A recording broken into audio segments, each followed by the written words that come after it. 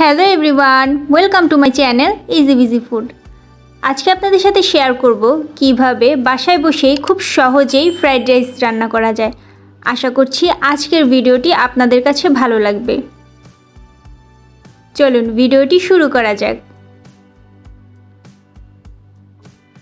আমি এখানে একটি হাঁড়িতে পানি ফুটিয়ে নিয়েছি। এবার এখানে আমি কিছু পরিমাণ লবণ দিব এবং একটু রান্নার তেল দিব। দেওয়ার পরে আমি একটু নেড়ে নিব। তারপর এখানে আমি আগে থেকে ধুয়ে রাখা পোলার চাল দিয়ে দিব।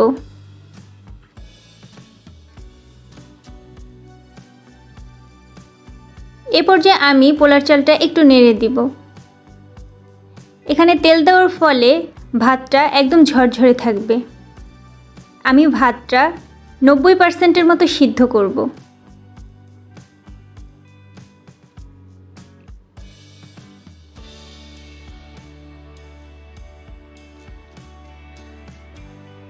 এ পর্যায়ে ভাতটা আমার প্রায় 90% মতো সিদ্ধ হয়ে গেছে।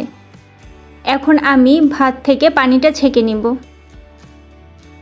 ভাত থেকে পানি ছেঁকার পরে এখানে আমি একটি ট্রেতে ভাতটা ঢেলে ফ্যানের নিচে রেখে দেব 1 ঘন্টার জন্য। আমি একটু পর পরে ভাতটা নেড়ে দিব।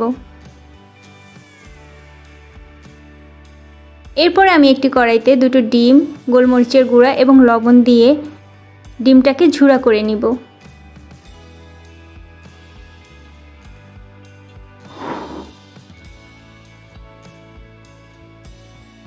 ডিমটা ঝুড়া হয়ে গেলে এ পর্যায়ে আমি একটুখানি আদা রসুনের পেস্ট দিব। আদা রসুনের পেস্টটা কিছুক্ষণ ভেজে নিব। তারপর এখানে আমি আগে থেকে কেটে রাখা গাজর কুচি দিয়ে দিব। গাজর আর ডিম খুব ভালোভাবে কিছুক্ষণ ভেজে নিব। গাজর ডিম কিছুক্ষণ ভাজার পরে এ পর্যায়ে আমি এখানে ভাতটা দিয়ে দিব।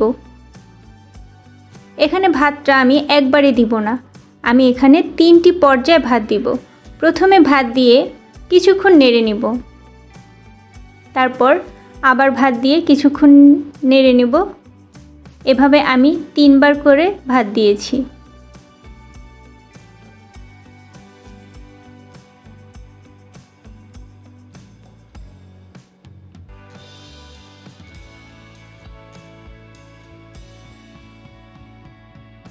সবগুলো ভাত দেওয়ার পরে আমি খুব ভালোভাবে মিক্সড করে নিব।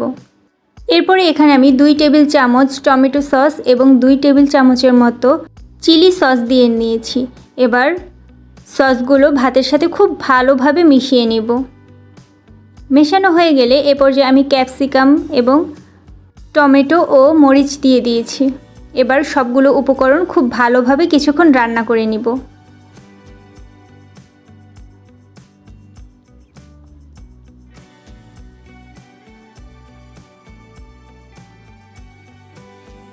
এ পর্যায়ে আমার ফ্রাইড রাইসটা একদম রেডি। এবার আমি একটি সার্ভিং ডিশে সার্ভ করে নিব। এই তো আমার ফ্রাইড রাইসটা দেখতে কত সুন্দর হয়েছে। এরকম আরও সহজ সহজ রেসিপি পেতে আমার চ্যানেলটি সাবস্ক্রাইব করে পাশেই থাকবেন। ধন্যবাদ।